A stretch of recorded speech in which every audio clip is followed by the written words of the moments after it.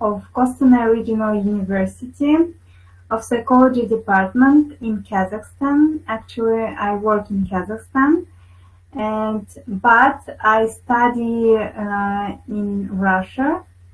I'm a postgraduate student, and my research topic connected with inclusive education as well. So I would like to present a research which was made by our group, my scientific advisor, the candidate of pedagogical science, and Ekaterina Timchenko, and one more student, postgraduate student, Ivan Timchenko. So nowadays, one of the leading trends is inclusive education. So inclusive education is actual topic which can be discussed everywhere, all over the world.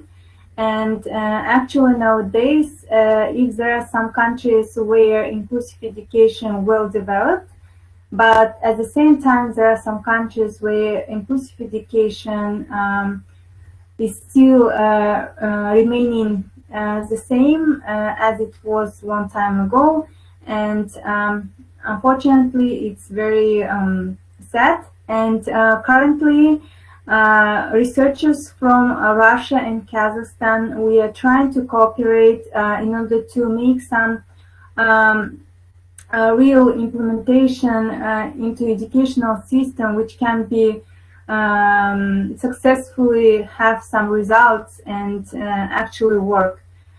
Despite that, we adopted several normative and legislative documents. Still there are some gaps between understanding inclusive education and inclusive education literacy and inclusive literacy, inclusive culture, and understanding process itself, and to work with students with disabilities as well. So currently it's a very discussable topic, and that's why we chose our research. We connected it together. So, and we are trying to determine the level of inclusive literacy of lecturers and students of both universities in Russia and Kazakhstan as well. So it was like a comparative analysis.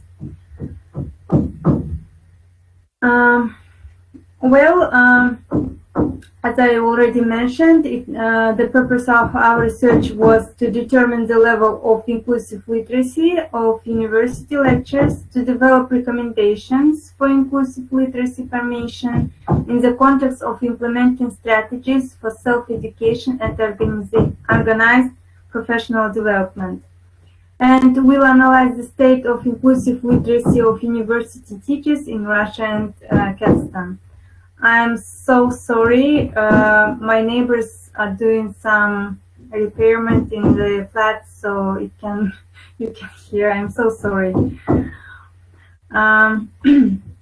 Methodology. The study presents work experience of the staff of the Department of Inclusive Education and Social Pedagogical Rehabilitation of Psychology and Pedagogy Academy of Southern Federal University. During the research, they were used theoretical and empirical methods, including the analysis of modern research on the problems of inclusive culture, inclusive competence, functional and inclusive literacy, pedagogical observation, questionnaires, mathematical processing of the results of experimental work, qualitative and quantitative analysis of obtained data.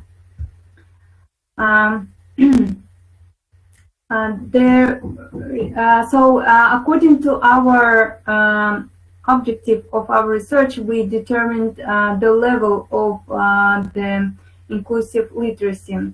So we divided into 3 groups: a high level, medium, and low. And we we actually made a criteria for each level. So, for example, high level of inclusive literacy shows that a person, lecturer, or student is freely oriented in the specific of features of communication with persons with disabilities of various methodological groups, correctly solves most problems. Situational tasks related to the communication with persons with disabilities in various conditions, and it means like in a business, communication, education process, and so on. The medium level refers to by those who know most of specific features. So basically, it's like 50-79%.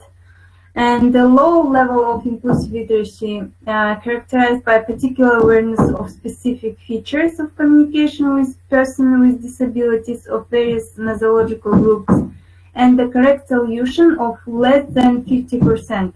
So they know, but actually, in reality, they may have some trouble with interaction with them. Next one. According to our survey we conducted, the lecturers have a general idea about the concept of inclusion as a social phenomenon and associated with the organization of training for people with disabilities. More than 66% respondents gave this answer. At the same time, the interesting fact was revealed: more than 35% of the survey participants incorrectly choose the visualized image of inclusion, which indicates a rather superficial attitude to the problem.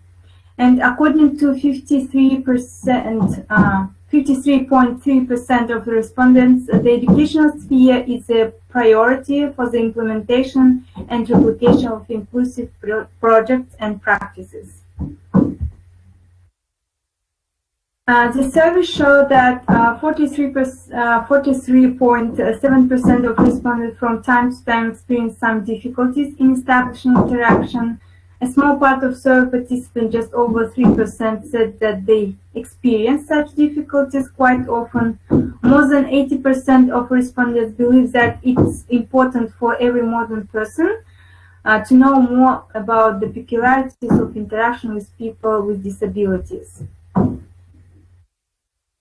And according to knowledge-based informative and professional activity deficits of university lectures, based on the survey data, the following can be distinguished: lack of insufficiency of knowledge about the features of communication with students with disabilities, more than 44.8%, lack of knowledge about the features of organization of the educational process, with students for this category, and number of respondents identified deficits mediated by relation with the university administration and colleagues in the terms of lack of support and in organizing an inclusive educational process. And so here I point out the references, and thank you for your attention. I just wanted to be very brief. Gracias por la vostra atención.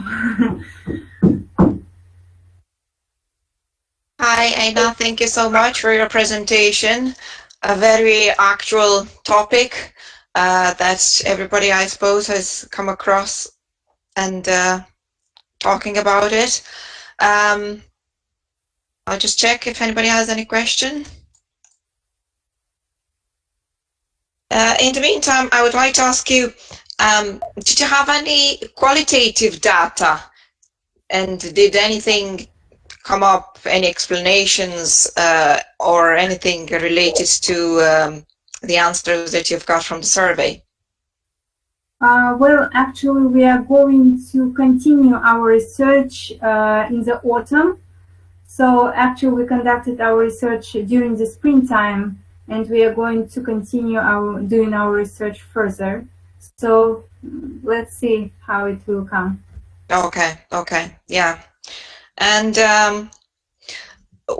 what's the plan after? So I see that at the moment you're just collecting data and you're analyzing it, but what's the plan after that? Are you planning to, I don't know, work maybe with the government or something to have any strategy, or what's the goal after you finish this stage? Oh, thank you so much for this question. Actually, we are going to, after we collecting this data, we are going to do some like program. And we are going to divide this program specifically for university lecturers, and according to some criteria, divide them into groups where where the low, we are going to give some program to intensive program to like qualification, high their qualification in inclusive education process, to organize, and we are going to separate them, and we are going to see how it will work during some time. And after that, we are going to make some methodological recommendations, maybe, like together in a cooperation with Russian University and Kazakh University. And we are going to make maybe some brochure or booklet for just university lecturers who struggles with work with students with disabilities. Actually, it's really like nowadays it's this topic is very actual. Yeah. Yeah, thank you so much. It's really, really valuable research, I suppose, for every country, not just Russia, I suppose. Does anybody have any other questions or anything else to say?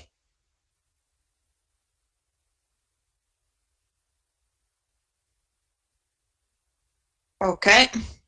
Thank you so much for inviting. Thanks very much. And I think it's time for a group photo for all the presenters. So if the other presenters are still around,